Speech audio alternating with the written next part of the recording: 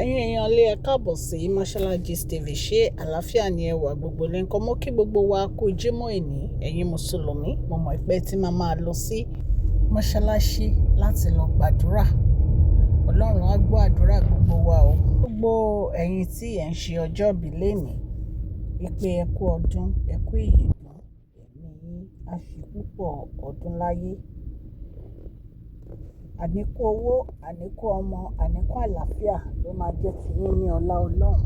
Ẹ̀yin èèyàn lé update ti tàná tí mo sọ fún yín ní bí Queen wa bí wọ́n ṣe bínú sí uncle wọn tó wà ní Australia ní ìgbà tí ìkan nínú àwọn sísí wa yìí tó lọ pè wọ́n tí ó dẹ̀ ń gbé sí uncle wọn létí wípé òun ti fẹ́ra kù, wípé kò sí ẹni tí ó lè lé òun kúrò ní ilé ọkọ òun.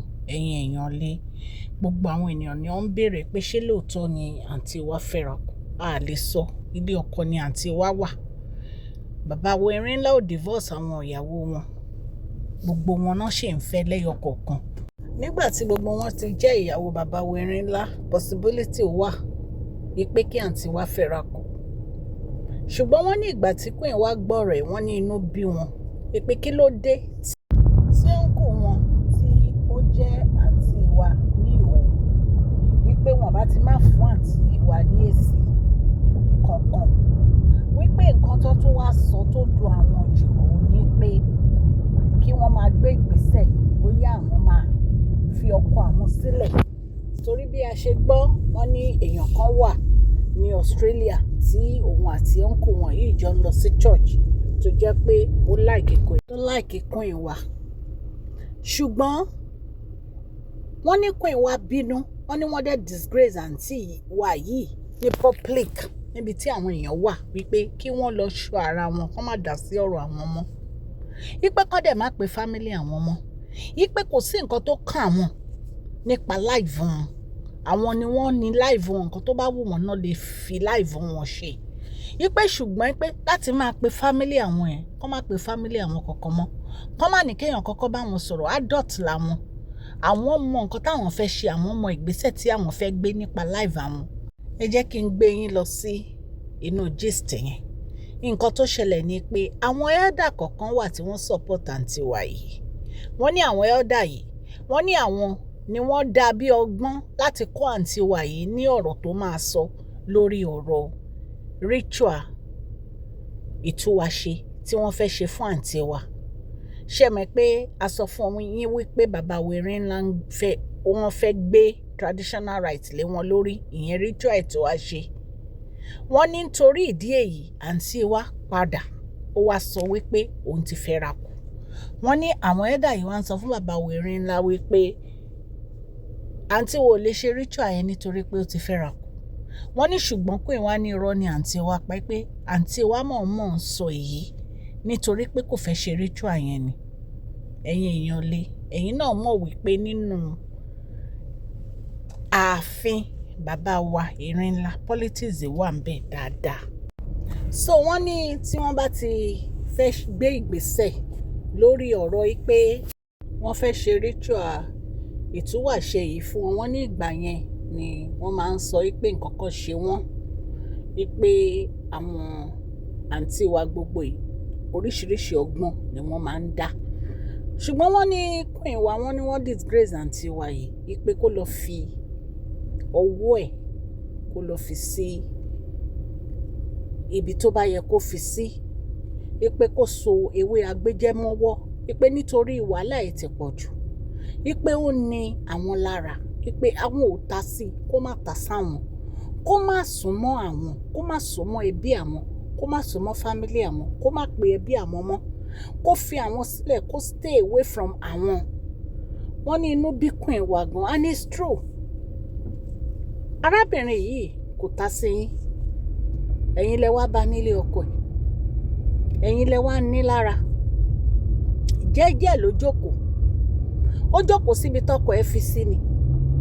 Ẹ̀yin lẹ máa tọpinpin, ẹ̀yin lẹ máa ṣe fọ́rífọ́rí lórí social media, lẹ máa post oríṣiríṣi picture. Lẹ máa post oríṣiríṣi picture ibi tí ọkọ ti ń gbọ́mọ dání, ibi tọ́mọ ti ń sáré kiri. Ọjọ́ wo lẹ rí kí Queen wa kó post gbogbo àwọn picture yìí? àfi tó bá yẹ pọ̀ mọ́ wọn ń ṣe ọjọ́ bí ẹ lè ẹ́bà rí kí wọ́n máa ṣe ògbórú nǹkan báyìí nítorí pé wọ́n mọ̀ pé ibi táwọn wà àwọn sísí wa gbogbo yìí wọ́n wà ń bẹ̀ tí wọ́n bá mean anything. So ẹ̀yin èèyàn oríṣiríṣi nǹkan ló ń ṣẹlẹ̀ lórí ọ̀rọ̀ aṣọ ẹbí náà. A gbọ́ pé aṣọ 4 million plus náà fẹ́ rà kó tó di pé Queen wá yarí pé wọ́n lè ra aṣọ 4 million plus. Ṣùgbọ́n èmi ò mọ nǹkan tí ó dé tó jẹ́ pé àwọn sísè wa gbogbo wọn láìkan máa ná owó bó ṣe wù wọ́n. Wọ́n ní ìgbà tí èyí tí ó lọ fi ẹjọ́ sun bàbá Werinla tó rojọ́ wọ́n ní wọ́n sọ fún yín pé contribution wo ló mú wá sínú ààfin àwọn látọ̀yọ́ táwọn ti fẹ́. Wọ́n ní bàbá Werinla ní kí ló contribute sínú ààfin àwọn. Wọ́n ní àfi kó máa raṣọ olówó iyebíye ní gbogbo ìgbà. Ẹ̀yin èèyàn lé èyí tá a tún wá gbọ́ tó tiẹ̀ tún wá fọ́ níjù ó ní tàǹtí wa tán ló wá sí inú ààfin.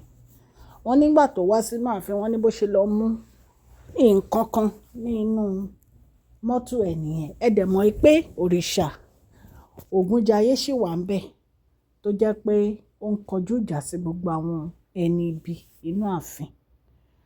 Wọ́n ní bí àǹtí wa wọ́n ní bí ò ṣe mọ ibi tó wà mọ́ nìyẹn tó bẹ̀rẹ̀ sí rìn kiri inú ààfin tó ń rìn kiri inú ààfin tí gbogbo àwọn gáàdì yẹn ń béèrè lọ́wọ́ ẹ̀ pé ṣé kò sí kí ló dé tó ń rìn kiri. Wọ́n ní kò mọ ibi tó wà mọ́. Wọ́n nígbà tó yá ṣá wọ́n ní bí bàbá Werinla ṣe lọ bá a nìyẹn. Wọ́n bá pè é pé kó wá. Wọ́n ní iye ẹ̀ bá ṣí wọ́n ní wá sọ fún yín pé kó má rè pé òun lè wá ṣe nǹkan kan sí inú ààfin àwọn o. Wípé nǹkan kí nǹkan tó bá ṣe nínú ààfin àwọn báyìí wọ́n lórí ẹ̀ ló máa dàlé. Wípé nítorí nǹkan tó ń fẹ́ lọ mú òun ló backfire. Nǹkan tá a gbọ́ nìyẹn o. Wọ́n ní pé ó ṣẹlẹ̀. Wọ́n ní pé anything tó bá ṣe tó bá ti jẹ́ ibi ìyá làwọn fẹ́ ṣe sí bàbá Werinla ni o àbí Queen wa àbí anybody tó ní innocent nínú ààfin yẹn wọ́n ló máa dàlé onítàn lóore ni. Wọ́n ní wọ́n ṣáà sọ̀rọ̀ sí i pé gbogbo iṣẹ́ ibi tó ń ṣe kó jáwọ́ pé nǹkan tó lè pọ́n lé nìyẹn ẹ̀yin èèyàn lé. Oríṣiríṣi competition ló ń ṣẹlẹ̀ nínú ààfin bàbá Werinla tí àwọn sísí wa gbogbo tán wọ ẹ̀wù competition. Ṣùgbọ́n kò sí nǹkan tí wọ́n lè ṣe wọ́n máa bá Ọlọ́run níwájú ni nítorí pé Ọlọ́run ló ń gbèjà Queen Naomi kì í ṣe ènìyàn. Ọlọ́run á dẹ̀ túbọ̀ máa gbèjà wọn. So bí a ṣe gbọ́ nìyẹn tán ní bàbá wa tí wọ́n ní wọ́n sún anniversary 10 years wọn sí December nítorí pé wọ́n ní lọ́jọ́ yẹn àwọn fẹ́ kí Queen wá wà lẹ́gbẹ̀ẹ́ àwọn. Wípé so tí wọ́n bá ti lè parí gbogbo àwọn nǹkan tí wọ́n fẹ́ ṣe kàn jẹ́ káwọn fi anniversary yìí sí December. Nǹkan tí a gbọ́ nìyẹn yẹn ara lé. Tí bá tún gbọ́ update a máa mú wá fún yín. Mo dúpẹ́ lọ́wọ́ gbogbo etí tó ń gbọ́ mi ní ilé lóko àti lẹ́yìn òde. Ọlọ́run Elédùmarè ọba láàánú á wà pẹ̀lú yín. Àdáwọ́lé yín á máa yọrí sí rere o. Ìdùnnú, ayọ̀ àtàlàfíà ni èmi àti yín la fi máa ṣe oṣù yìí la fi máa làjá. Ẹ̀yin tẹ́ bá ti subscribe kílẹ̀ ń dúró ṣe ẹ subscribe gbogbo àwọn gist wa lè máa rí ẹ follow mi lórí Oore-Ọ̀fẹ́ Gist TV. Ibẹ̀ láti máa ń sọ̀rọ̀ nípa celebrity gist àti gbogbo nǹkan tó ń ṣẹlẹ̀ ní agbègbè orílẹ̀-èdè bàbá wa ní ilẹ̀ Nàìjíríà. Orúkọ mi ò yí padà, Mashola ni orúkọ mi. Yorùbá ni à ń sọ lórí ìkànnì. À ń sọ nítorí pé a fẹ́ gbàgbé àṣà àti èdè wa. A dẹ̀ tún sọ fún ọ̀pọ̀lọpọ̀ àwọn tí wọ́n gbọ́ Gẹ̀ẹ́sì. À ń sọ̀rọ̀ nípa celebrity gist, royal gist, politics àti gbogbo nǹkan tó ń ṣẹlẹ̀ ní agbègbè orílẹ̀-èdè bàbá wa ní ilẹ̀ Nàìjíríà. Ẹ má gbàgbé prize giveaway wa tó ń bọ̀ ní October 15 ní agbára Ọlọ́run. Tá a bá ti parí èyí orí Oore-Ọ̀fẹ́ Gist TV láti máa continue láti máa ṣe prize giveaway wa. Please share, like and subscribe. God bless you all. Mashola Gist TV, love you all.